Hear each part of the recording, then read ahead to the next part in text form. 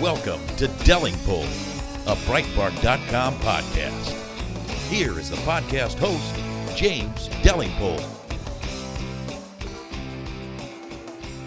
Welcome to Delingpole, a Breitbart podcast with me, James Delingpole. And my very special guest this week is called David Craig, who has just co-written the most brilliant and utterly damning book on further education I think I've read recently. It's called The Great University Con, and it just systematically takes apart everything that's wrong with the university system in Britain. And actually probably David, I imagine what you say applies quite a bit also to places like America, doesn't it, as well? Has academia been similarly tainted in the US? I'm not sure that's true. Many of the advanced countries have done exactly the same as Britain's done.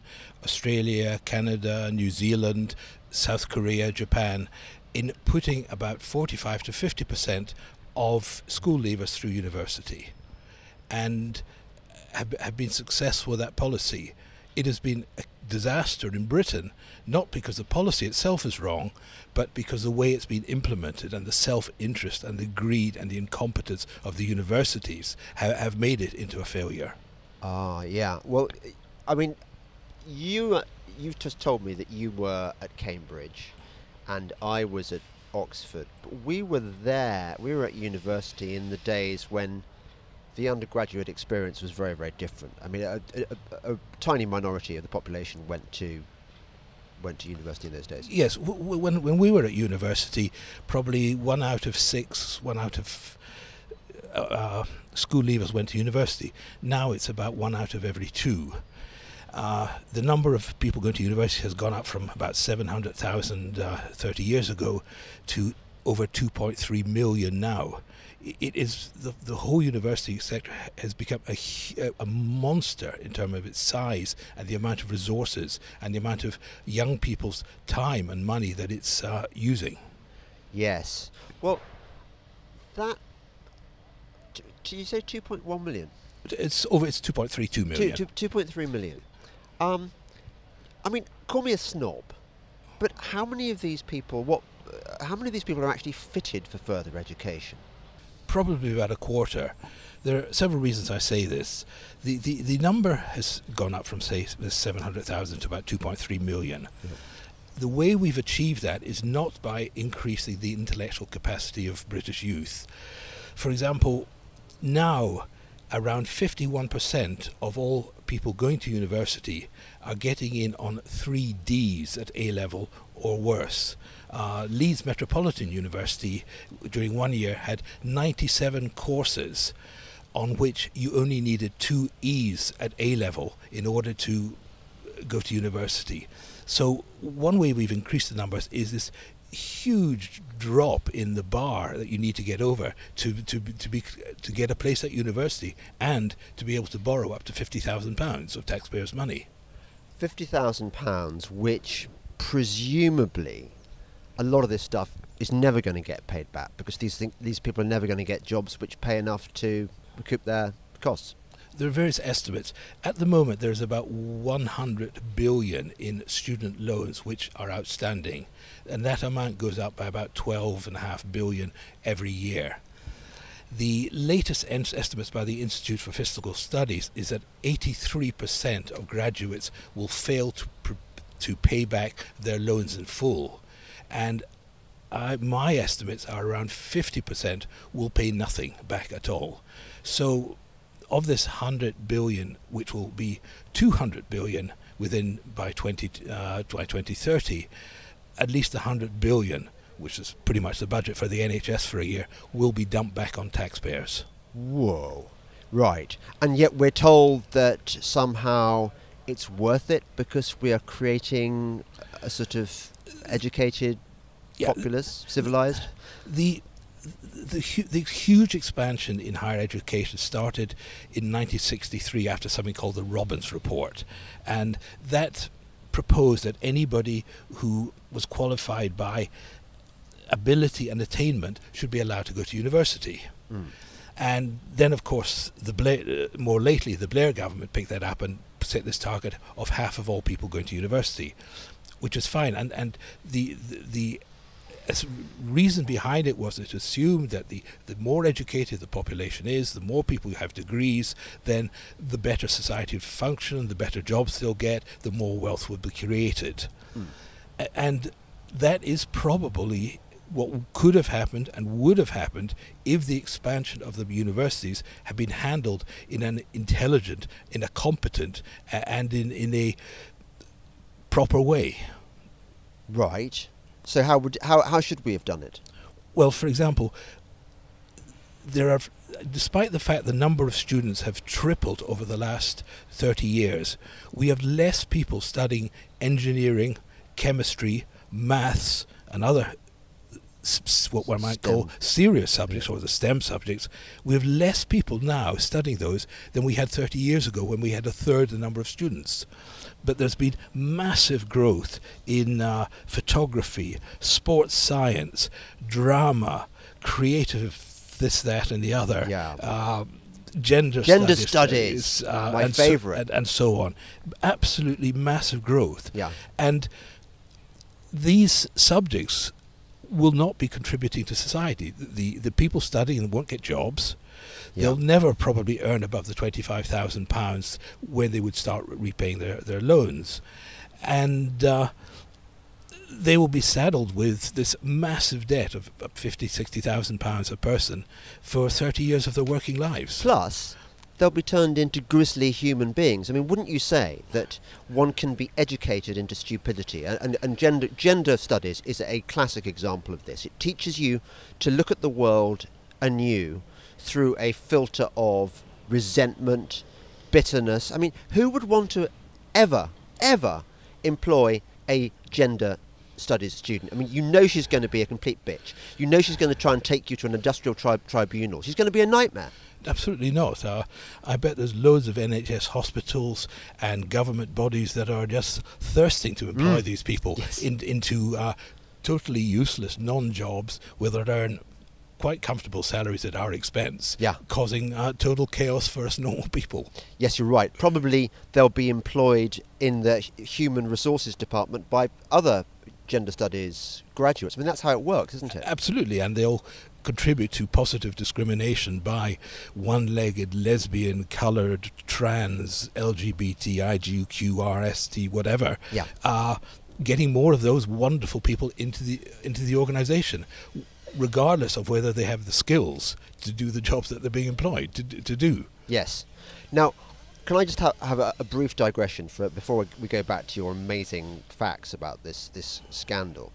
You and I are sitting currently, you can hear the low murmur of traffic rumbling past, and that's because we're in Oxford, sitting between by the river between two roads, and this is my alma mater, and I hate coming back to Oxford now because I think it's like finding that Wonderland has been turned into an industrial estate.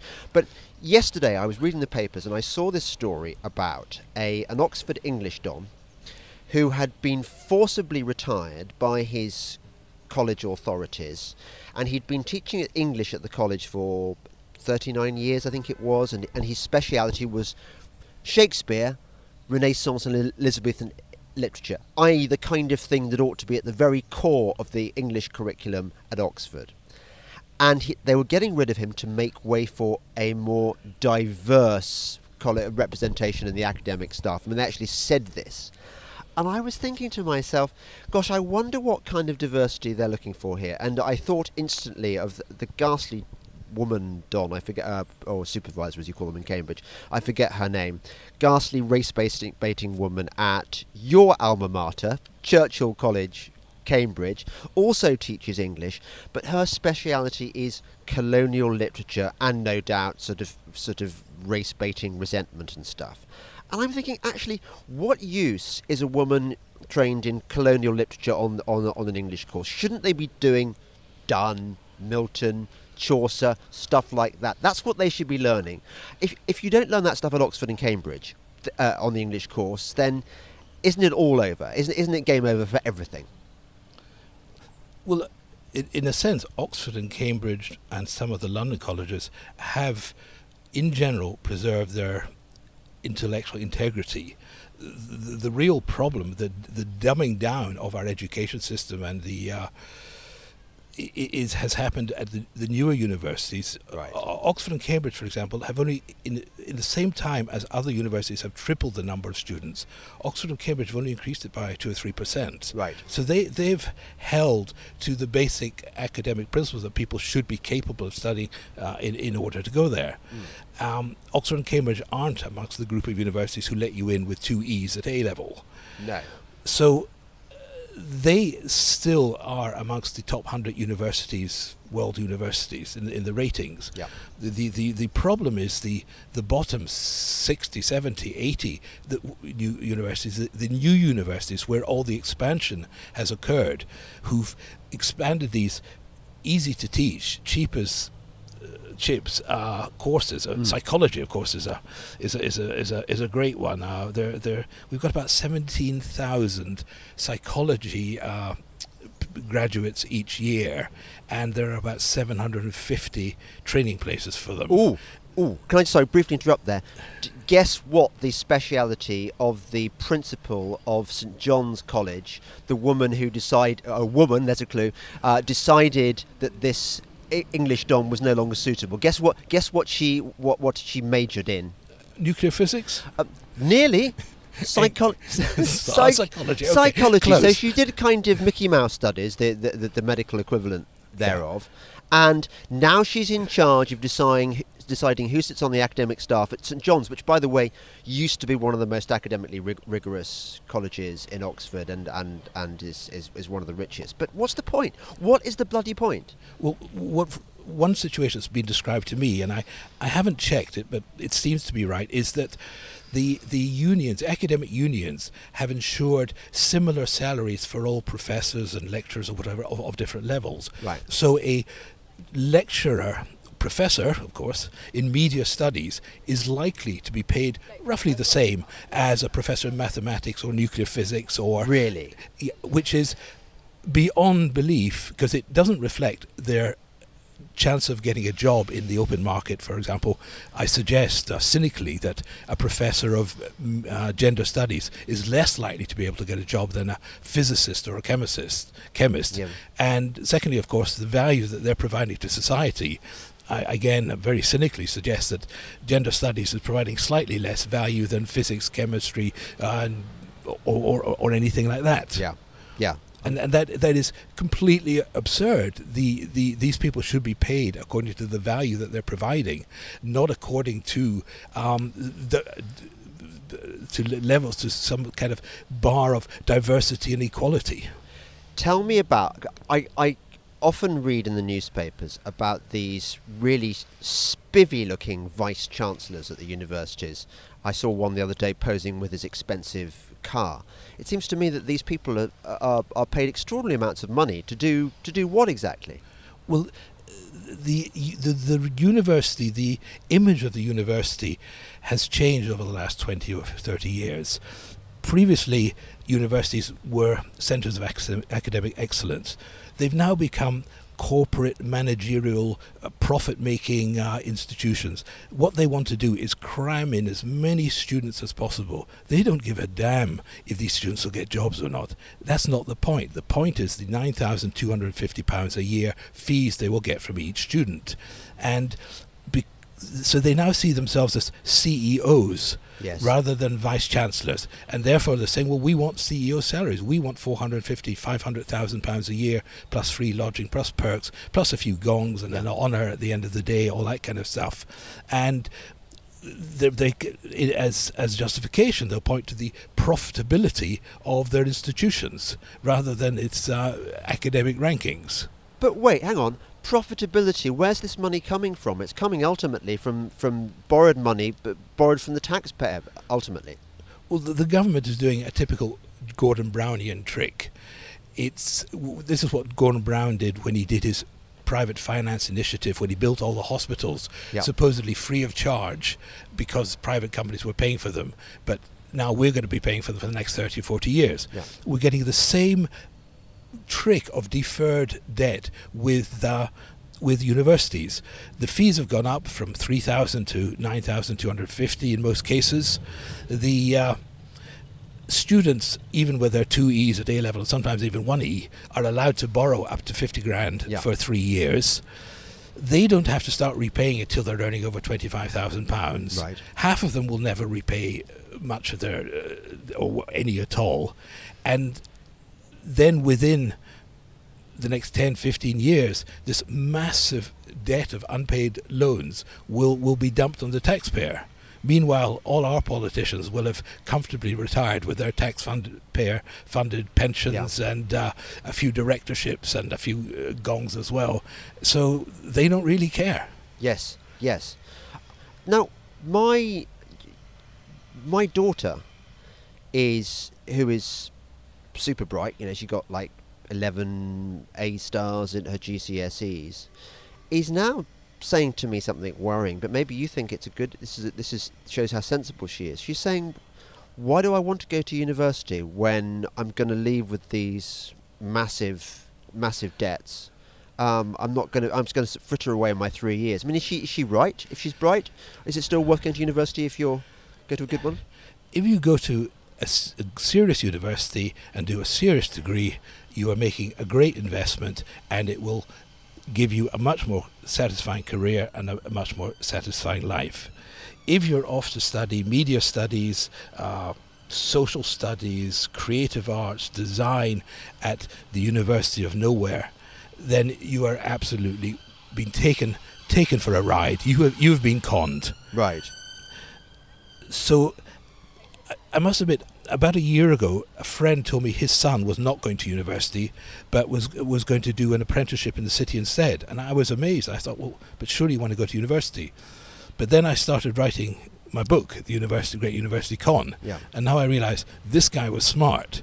And it's all the suckers are the 250,000 or so school leavers who've just celebrated getting their A-levels, who are off to do Mickey Mouse degrees at third-rate universities, dumbed-down courses, and then they're going to go onto the job market and find out nobody wants me. I was particularly taken with the stat in your book about the massive oversupply of law graduates. You'd think law would be a sort of solid vocational degree that would guarantee you a well-paid job. Absolutely, it's truly astonishing. In subjects like forensic science, about 1 in 100 or 1 in every 200 graduates will get a job in the field. Yeah. Psychology, 1 in every 100, 1 in every 200. But even law, we've got about 23,000 students each year studying law, and there are only 5,700 training places in solicitors and in barristers' firms for these people. So, and what's even worse is that quite thousands, I don't know how many, of people who study things like English and history and other wonderful stuff like that are taking 1-year conversion courses, which are quite expensive, in law because they think this will give them a job. Not a hope. The only people who get jobs will be a few law graduates from Durham and a few Russell Group universities in Oxford and Cambridge. Yeah. The rest haven't a chance. In fact, I phoned up a medical helpline a few weeks ago. Yeah. One of these accident things. Phone us up and we'll sue everybody you know. Yeah. And the guy I was speaking to was a law graduate. How did you find that out? Well, I asked him what he did, and just for a chat, and he said he's graduated law. And then I said, well, did many people on your course get a job? He said, no. He said, unless you know somebody who knows someone within a solicitor's or a barrister's firm, you don't have a chance. Yeah, yeah. Just going back to the thing about the forensic sciences degree. I remember when that degree became fashionable, and you call it a CSI degree. Yeah. Because it's a sort of thing you can imagine if you're 17 and you're trying to decide what to go study at university. Hey, being one of those forensic scientists where you look at the body and try and work out the cause of death, just like on TV. You can see why they're drawn to it. Absolutely. One police chief to quote, said, a forensic science degree, a CSI degree, is a savage waste of young people's time and their parents' money. I shouldn't laugh, but there are about 7,000 or 8,000 forensic science students, as I understand it, and there are only 2,000 people who work in forensic science in Britain. Right. And not all of them are going to retire next week. So these 8,500 students in forensic sciences, they're not going to get jobs. They haven't got a chance. What if they all start suing the educational system for perpetrating this con against them? Can they do that? Well, this is what's coming in America, which of course everybody sues everyone. A large group of law graduates are suing their universities for misrepresenting the chances of them getting jobs. Are they? So it is a problem in America. You said it wasn't a problem in America. Obviously, it is a problem in America as well, to a degree. Yes, I haven't studied the American market, so I don't know so much about that. Yeah. But we've already had Cambridge Anglia Ruskin University. Apparently, when you arrive at Cambridge Station, I've been told there's a sign up saying "Home of Anglia Ruskin University." Lol. They don't mention another academic institution at in Cambridge, which is possibly slightly better known than Anglia Ruskin. Indeed. Anyway, this business graduate who got a first in a degree, she sued the university for misleading her onto a qualification that she found was completely useless. Yes, I can see that. Well, she thought she was going to Cambridge, and in fact she was going to Cambridge Anglia Ruskin. No, but even then, she knew she was doing business, Yeah. and she got a first because she was bright. And she was amazed to find that Britain's top companies and banks and whatever really had no interest in somebody with a business degree from Cambridge Anglia Ruskin University. Yeah. Well, it seems to me like a duh moment. Why do these people imagine that unless you go to one of the Russell Group universities, you're going to get a decent job? Because they're lied to. All the universities, there's several websites which students use to decide which university they're going to go to. And these websites on each course have to give the employment level and the average salary 2 or 3 years after graduation. And they're all claiming 75, 80% or whatever. But they don't say what jobs these people have got. And if was it 1 in 4 childminders now has a degree? 1 in 5 theme park attendants has a degree, and so on. Those people would count as as employed. So you don't actually know when you're applying to universities that these 75% employment of those, maybe 5, 10, 15% might actually have jobs in the thing that their degree trained them for. You just don't know. Dear, no wonder the youth are so bitter. No, this is a mis-selling scandal that will make PFI look like small beer.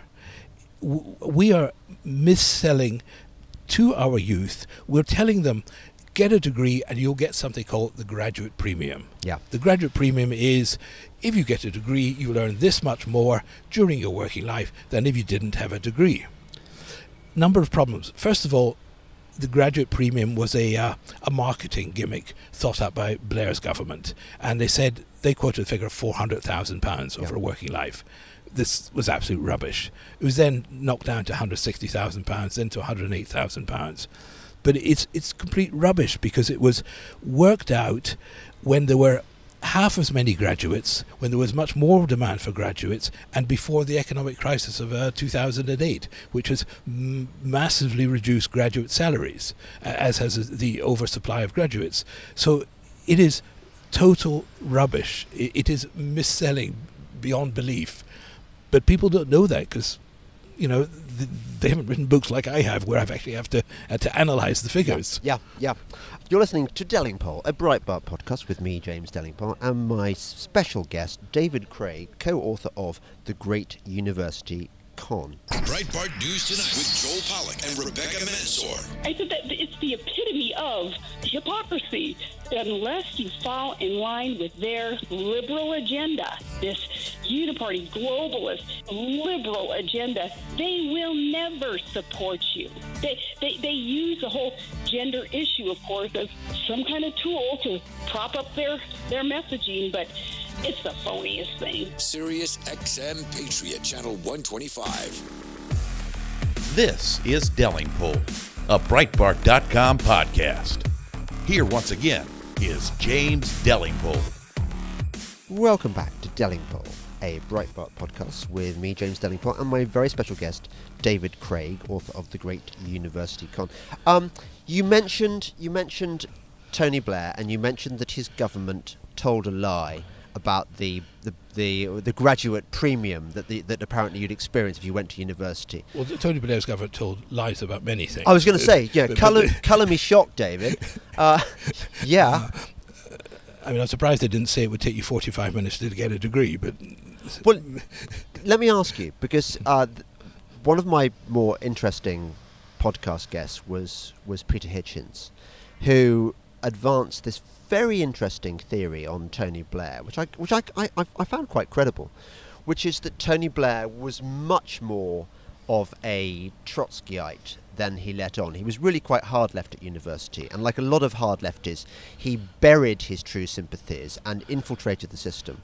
What do you think of the theory that the reason that Blair expanded further education was as a way of brainwashing the youth with the sort of the neo-Marxist, postmodernist values of that we see in the world today? A rather smart person who has a lot of money now once taught me that in life, the incompetence is usually the source of most things rather than conspiracy. Right. And I genuinely believe the policy of half of people going to university is a policy that's been adopted by many other Western countries. Right. So I don't believe in itself it was an evil Dr. Doom manipulation of our youth. However, that is what's happened. We have got dumbed down universities, hollowing out their degrees. I think it's now 2/3 of all graduates. When I was at university, if you got a 2-1, that was really good. Now 2/3 of all graduates get a first or a 2-1. That's rubbish, isn't it? That really is. Well, when I was at university, 1/3 of graduates got a first or a 2-1. Yeah. Now it's 2/3. So if you go onto the job market now and say, "Hey, look at me! I got a 2-1 from Durham," they'll say, "Well, yeah, but we've got another 1,000 people who got first from Durham, so it's not of interest." And if you've got a 2-2, well, it's a joke, basically. Why would anybody employ someone with a 2-2? Yes. Nowadays, when you can take your pick from all the firsts and the 2-1s? Yeah, exactly. Well, I've got actually quite a few of our family friends have sent their children off to university in the US rather than the UK, and they report back that going to US universities is a bit like going back to school. It's much more regimented. They have much more regular classes. They're taught much more, which strikes me as kind of slightly sort of not what I went to university for. But on the other hand, it's probably a lot better than what they get now, because they didn't get taught at all, do they, in UK universities? Well, even though university fees have gone up from 3,000 a year to the 9,250. On a lot of courses, the amount of direct teaching has halved. On a comparison of advanced countries, European countries, British university students do less hours work per week than almost any other country in Europe. Was it 30 hours a week I saw? I think we do about 29 hours a week compared to 35, 40, 45 for other countries. Right, and I bet America's a lot more. Probably. They seem to work their asses off in America. Yeah, probably, because America is a more competitive place. It's a bit dog eat dog, so I would expect they're pushed a bit harder. Yes. But I think the one problem that American universities and Australian universities and European universities probably and British universities all share is this. You only dedicate a small space to this in the book, but snowflake culture. I mean, it's a problem, isn't it? Yes, a study by was one Spike, a student organisation, found that over 90% of universities now have active censorship on campus about what you can say, what you can't say. There are no platforming speakers, tearing down statues, even demanding cafeteria menus get their names changed because calling something Caribbean is apparently cultural appropriation. Appropriation. We seem to. It's not a lie. As we've put so many more people into university, the average intellectual level of our students has fallen. Yes. That is a necessary consequence. We haven't become much more intelligent as a country. And with a lower intellectual level, our universities have become mechanized degree factories, pushing through clone students. And whereas students used to be known for their protesting and their questioning, now they all have a Bible of political correctness and things that are allowed to be said, and they all adhere to this Bible. It's quite extraordinary achievement to have turned universities from a place which encourages free speech to a place which absolutely censors free speech. Yes, well, I had an interesting variant of that at Cambridge, your alma mater, where I went to speak a few months ago, and the impression I got, they're not stupid, these kids, the kids who go to Cambridge or Oxford. I wasn't looking at them thinking, duh, you really don't deserve to be there intellectually, but I was thinking they don't deserve to be there in terms of their moral courage. For example, when I went to Cambridge, I had to speak at the dinner of CUCA, Cambridge University Conservative Association, which you would have thought would be a sort of bastion of soundness in a sea of political correctness. And it's true that I spoke to some likeable, intelligent students who were undergraduates who were resisting all this kind of PC SJW nonsense. But even though I established that most of them in their heart did not share the kind of social justice warrior views, I was struck by how many of them went along with them to get along. That they, rather than resist, they found it easier to just kind of censor themselves. Yeah, there's one journalist who's coined the expression the Stepford students. Oh, Brendan O'Neill, yeah. And he's a podcast regular. We love Brendan. Right, and this was his impression when he went to university to speak, that he said they look like students, they dress like students, they smell like students, but their student brains have been replaced by brains bereft of critical faculties and programmed to conform. Yeah. Well, that has certainly been my experience. And do you know what the really sad thing is?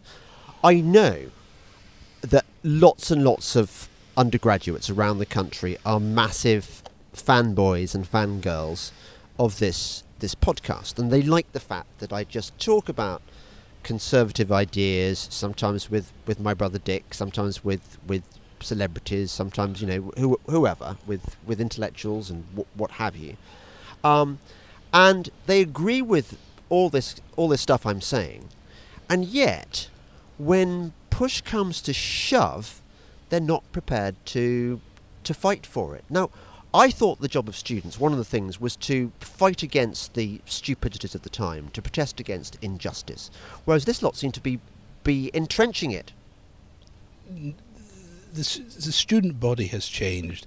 Now, the university is a mechanized degree factory. Yeah. You go there, you do what we call satisficing, you get your 2-1, and then you get out, and then you hopefully get a graduate job. Satisficing, so doing just enough work to survive, to not get bollocked, not get sent down. Yes. But you can't even get sent down anyway, because they want you on the course paying the money, don't they? Absolutely. Well, one university was, I think they were getting 16, even students with 16% in their first year exams were moving on to the second year. They absolutely, and in another university, as Bournemouth, the the financial director sent out a message to all the academics marking exams to mark up as much as possible, because the loss of each student was a financial loss for the university, and they wanted to keep as many students in the university for the 3 years as possible, because that maximised revenue and it maximised profit. So this book is comprehensive in its damn. You don't really have a good word to say about the university system in Britain, do you? I don't think. No, I say that the top universities with the serious degrees who have retained their academic integrity, by and large, will provide an excellent education, which will get you a job, or else help you develop as a person if you're just doing it out of interest. Yeah. But I believe that, say, out of the 160 universities and top colleges and colleges, probably more than half have become corporate, self-serving, profit-seeking, cram them in, pile them high. Who cares about whether they get jobs or not? Just get the money. But we don't mind, because I know you're of an economic persuasion with me. We don't mind profit, but this is a fake market. This is crony capitalism. This is not. Yes, there's nothing wrong with universities trying to get profit. What we need is some honesty for the students, saying that university, that course, there's going to be 1,000 of you applying for every job. Yeah. Okay. So if you want to do it and you want to learn about criminology, excellent, but don't expect it to lead anywhere, and then think about the £60,000 you've got to pay back. But once we've created this massive bureaucracy, and there are so many people now in the employment of the academic sector, aren't there? And so many landlords who depend on it, etc., etc. You couldn't unwind this without causing massive disruption, could you? Well, the unwinding has maybe started to happen very, very slowly. There is a demographic dip at the moment, the number of 18, 19-year-olds, and this has caused a drop in the number of people applying to universities, and it's caused absolute desperation in the universities, because I think in 2012 there were 2,700 unconditional offers made to students. This year there were about over 60,000. So the university were just saying, we don't care if you can't even write your name on your level sheet, we'll give you a place. 60,000 unconditional offers, and they're probably all of them going to end up not paying back their student debt. So that's 50,000 times 60,000, which is what? A lot. That's a hell of a lot. Yeah, but it's much more than that. There's 500,000 people, school leavers, about 1 million to A-levels, or something similar. About 500,000 will go to university. Right. Of those 500,000, around 200,000 will probably get serious degrees at reasonable universities and go on to get a job, or at least 250,000, probably closer to 300,000, will get hollowed out, devalued degrees from profit-seeking, third-rate institutions, and then go onto the jobs market with their massive debt that will hang over them for 30 years. Okay. And they won't get these jobs. Let me guess how your book has been received by the further education sector. Well, then there'll be total silence for a few minutes. Yeah, exactly. I mean, has anyone picked up on this? No, I have contacted the Education Guardian 7 or 8 times about it. Nothing at all.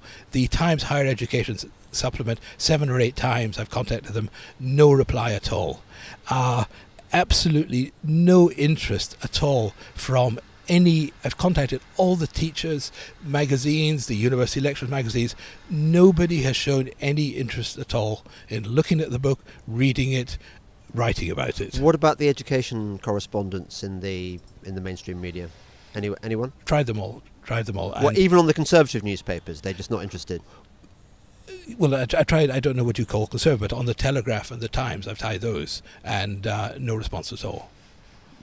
I tell you what, I'm almost thinking of cancelling my subscription to the Sunday Times just on the basis of their incredibly left-wing education correspondent. But I think they're all. You mentioned the Times and the Telegraph. Times used to be centre ground. Telegraph was explicitly conservative.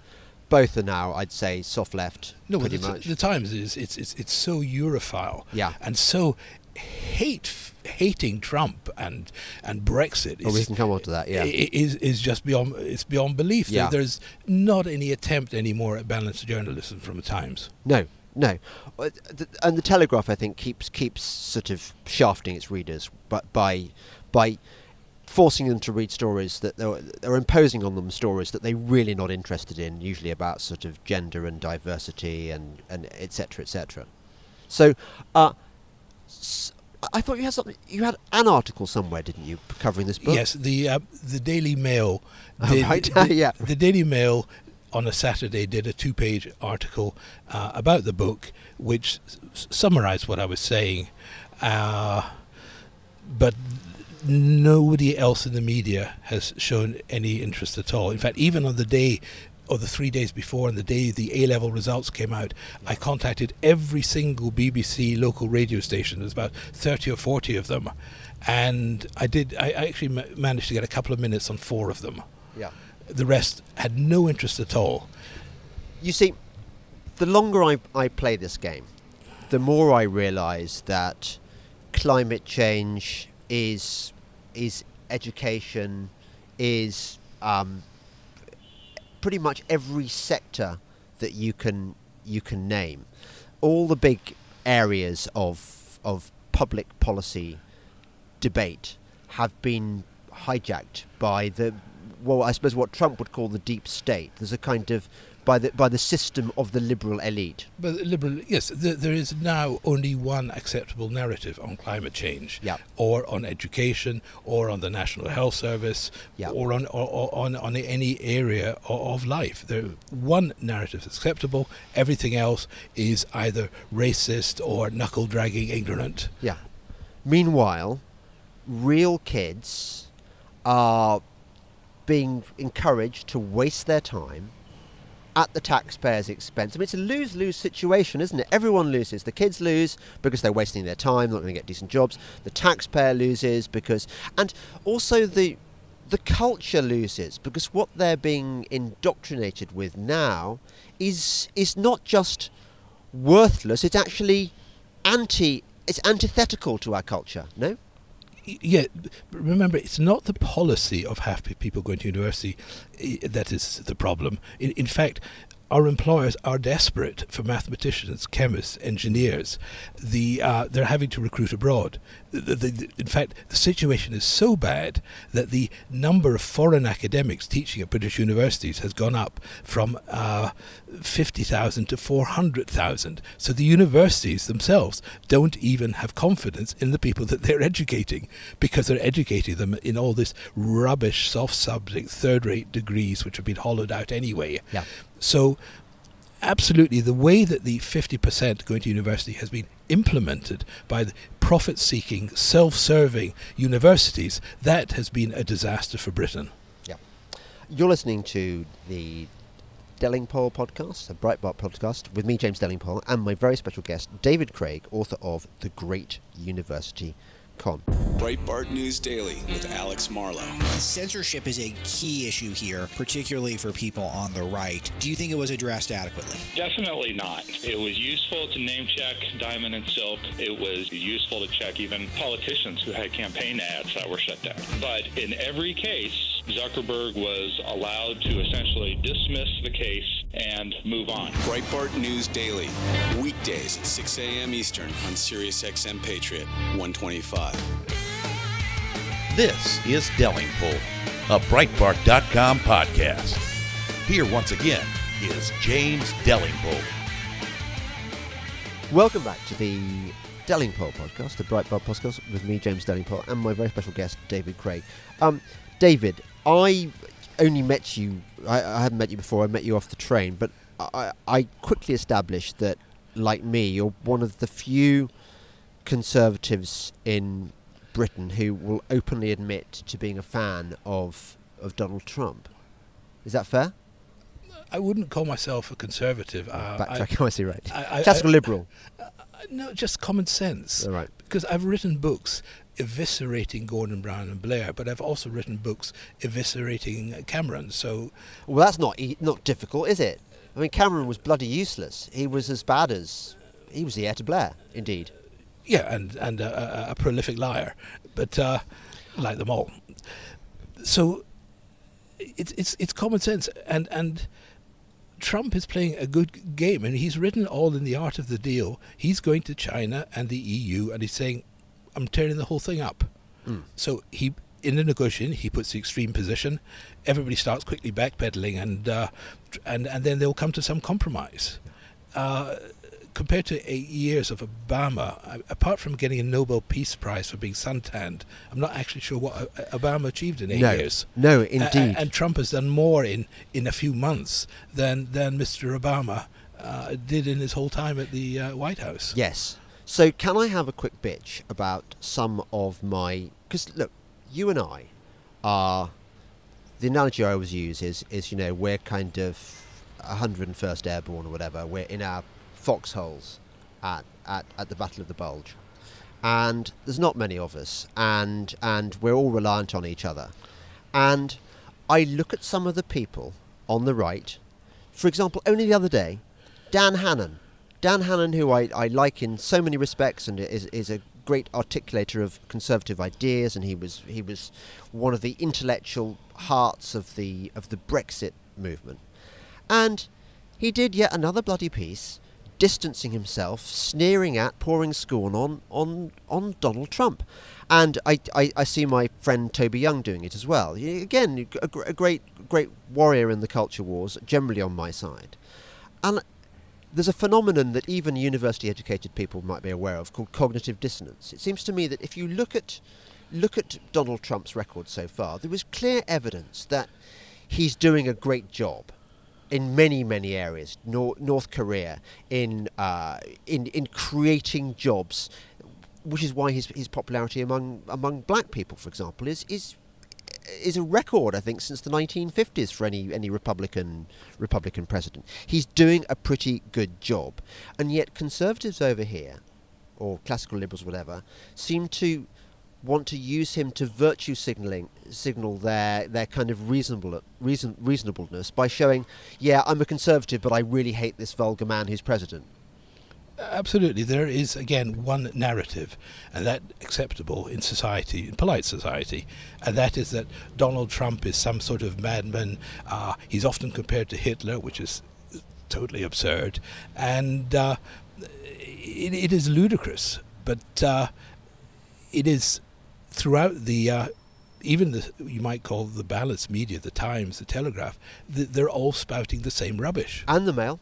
The Mail can't find a good word to say, but I think they have one license piece every 3 months saying, we know he's evil, we know he's a kind of borderline rapist and he hates women and he's insane, but he might just have done a couple of things right. They have that license piece just to show that they're not kind of totally out of touch with the world.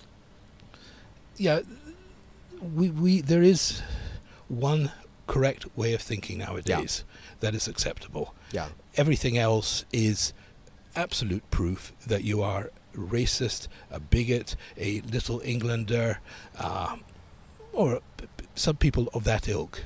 Yeah, I imagine you are, like me, a Brexiteer as well. Yes, I wrote a book called The Great European Rip-Off. I went over to Brussels. I had a look at what was happening there.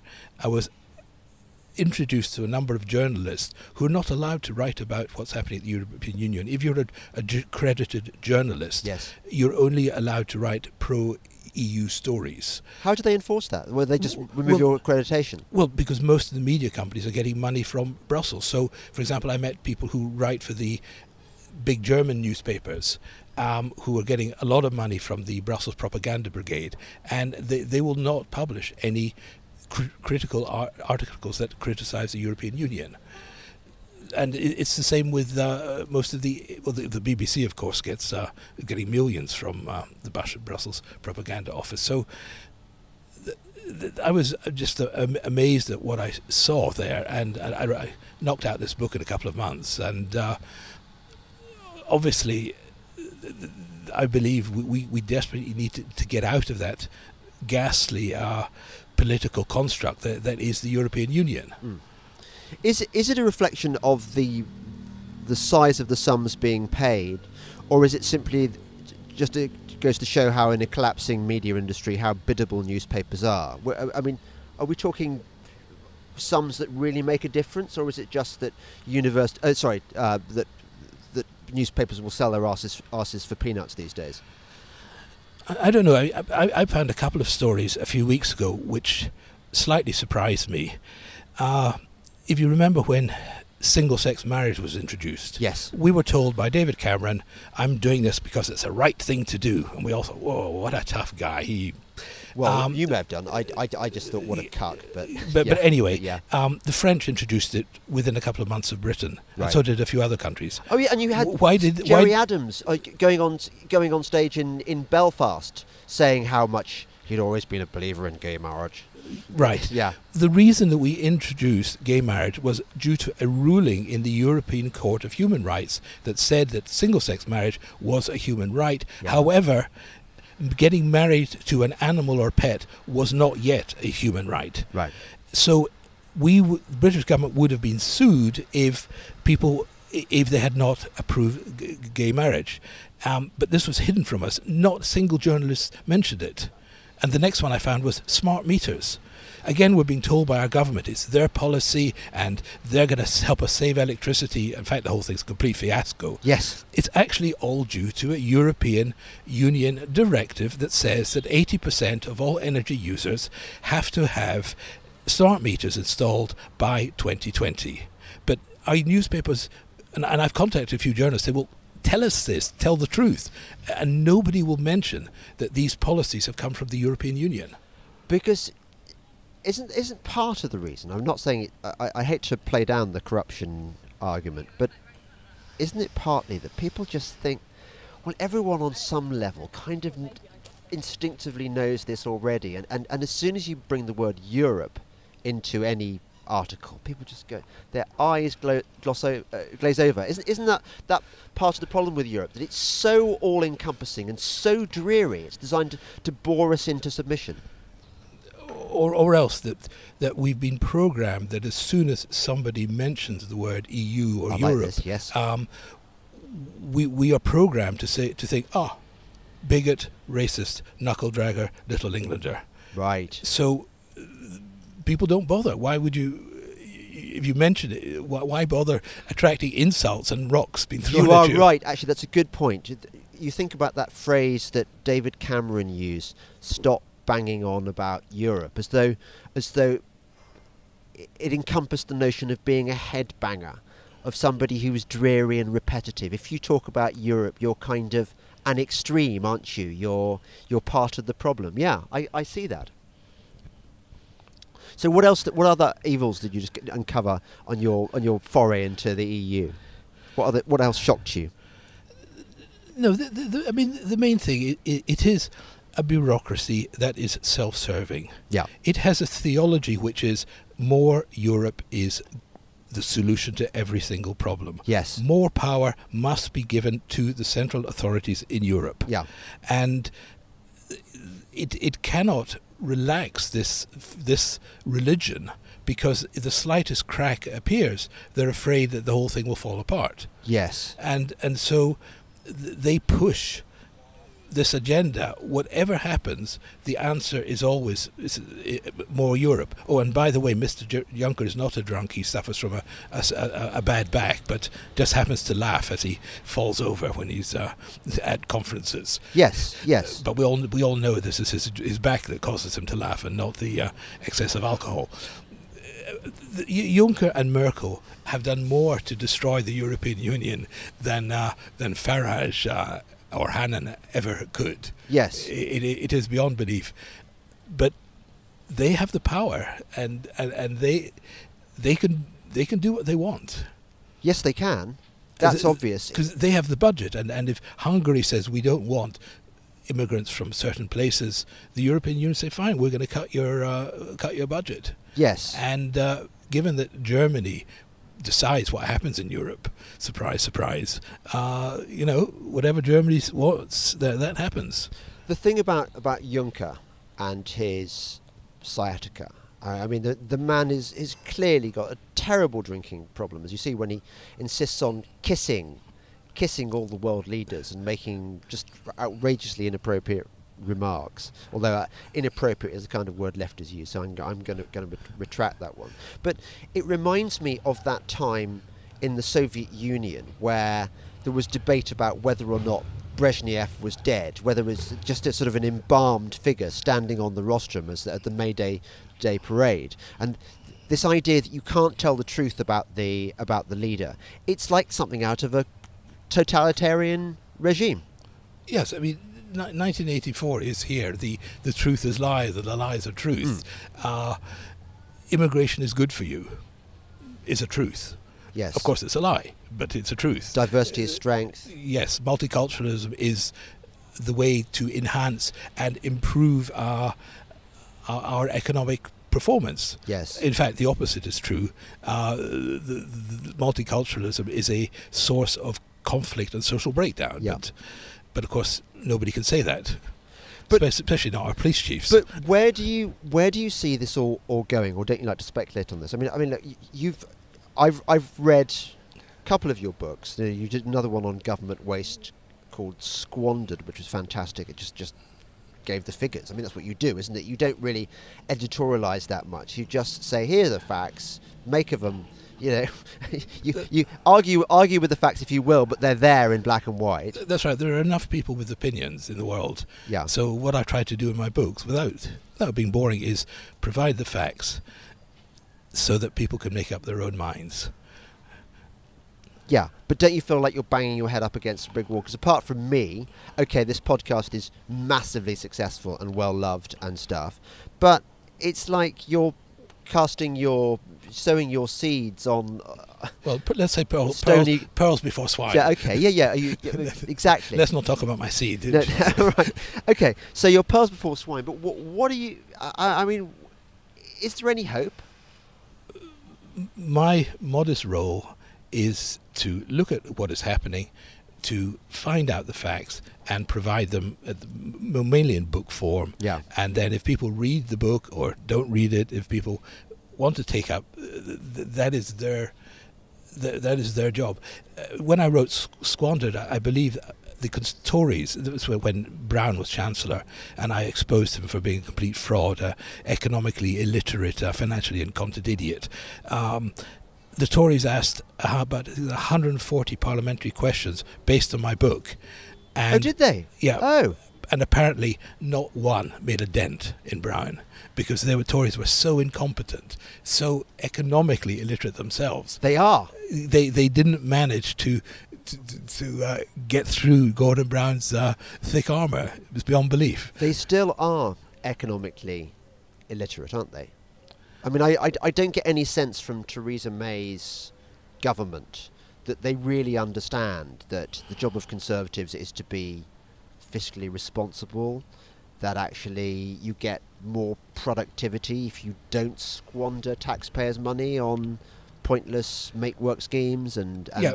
Well, the standard calculation is for every pound in tax that we pay, you get about 46 pence of value, because so much is lost through collecting the tax, organising whatever you're going to spend it on, and that fritters away much of the tax. So taxing in order to spend is an incredibly inefficient way of using our money. That's interesting. By the way, how can you?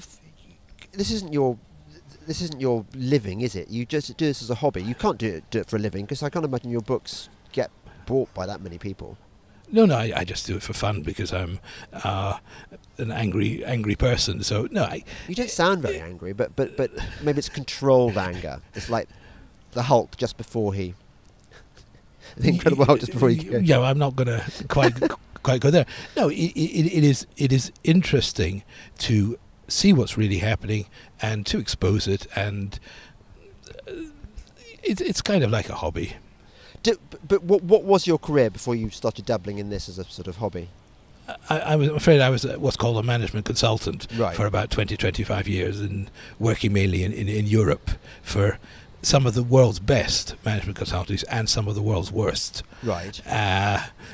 There's nothing much you can teach me about how to take money out of big companies' pockets or governments' pockets. Right. Because I've seen the real experts do it, and it is an extraordinary process. How it's difficult to get a small amount of money out of government or companies, but if you go in and say, I want $1 million, 5 million, 10 million, they'll give it to you. They don't really care. It's not their money anyway. What are the? Cause this could be quite useful to me. What are the magic words you have to say in order to get these millions from these companies? How do you? The trick we play is we say we've talked to your people and they're telling us this. Now, of course, we don't know if they're right or not because you may have a different view. However, what your people are saying is we need to do this, and this, and we believe we can help you do that and meet the requirements of your staff to improve efficiency, improve patient care, any of these wonderful things. I see. And as the executive group really don't, most executives don't even know what's happening in their companies. They don't know how to talk to the people. They only mix with their own type in their clubs and whatever. So they're quite happy to have someone else do the work that they're paid to do. Right. I mean, apparently, I found out an Oxford college recently paid management consultants many thousands of pounds, I don't know how much, to come up with a mission statement for the college. Now, I would have thought the mission statement would be fairly obvious, which was educate some people. Yes. But apparently the Vice-Chancellor and his team were so incompetent, so utterly unable to do the jobs that they're generously paid for, that they had to get management consultants to produce this mission statement. Which college was this? I'll find out this afternoon because I'm meeting the person who's going to tell me about it. Oh my goodness. Yeah, that reminds me of one figure that stuck out from your book, that universities now spend £200 million a year on marketing, even though they know it has no effect, number one, and number two, they're competing with taxpayers' money to attract similarly talentless students. So that's right, isn't it? Yes, there's about 200 million on marketing and another 60 million on agents who recruit foreign students because foreign students pay higher fees. Yeah. And there is one academic who has humbly suggested that the 200 million could be spent on better teaching and better facilities rather than on marketing brochures. Can I ask you one thing before we go? Because I'm feeling quite peckish now. You said you're not hungry, but I am. Is when you were working in the corporate sector, did you have corporations over your working lifetime got more sclerotic and stupid and politically correct? Or did they always have this within them, this capacity for endless idiocy?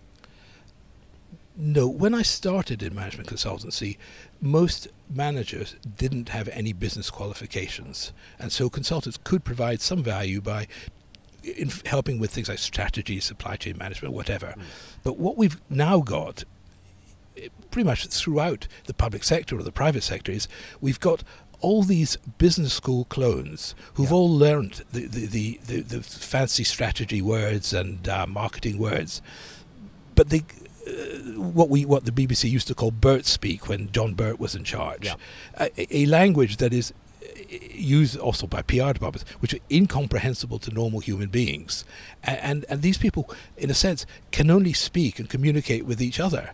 There's a vast gulf between their management speak, their management gobbledygook, all about blue sky thinking or out of the box thinking and all that kind of rubbish. There's a vast gulf between them and their people. And this creates a huge opportunity for predators like management consultants, like I was, to move in and say, don't worry, you sit in your offices, we'll do your job for you, you just pay us a few million and nobody will know. It's you can have an easy life. So, and that's, you don't put it in those terms, of course, but I've sold about 100 consultancy projects, I think, or less, probably less than that. But absolutely, that is the message that you are subliminally giving is relax, go play golf, do what you want. Yes. We'll run leave things it for to you. leave it to the big boys in the white shirts. And Yeah. yeah. Okay, well, in my next life, maybe I should just come back as a management consultant and just rip off large companies, exploit their stupidity. Yeah, only if you want to spend your life talking to idiots. Right. Okay. Well, milking idiots sounds quite fun. You were listening to the Delingpole podcast, a Breitbart production with me, James Delingpole, and my very special guest, David Craig, co-author of The Great University Con. Don't send your kids to university, folks. It's a complete waste of money. Thank you and goodbye.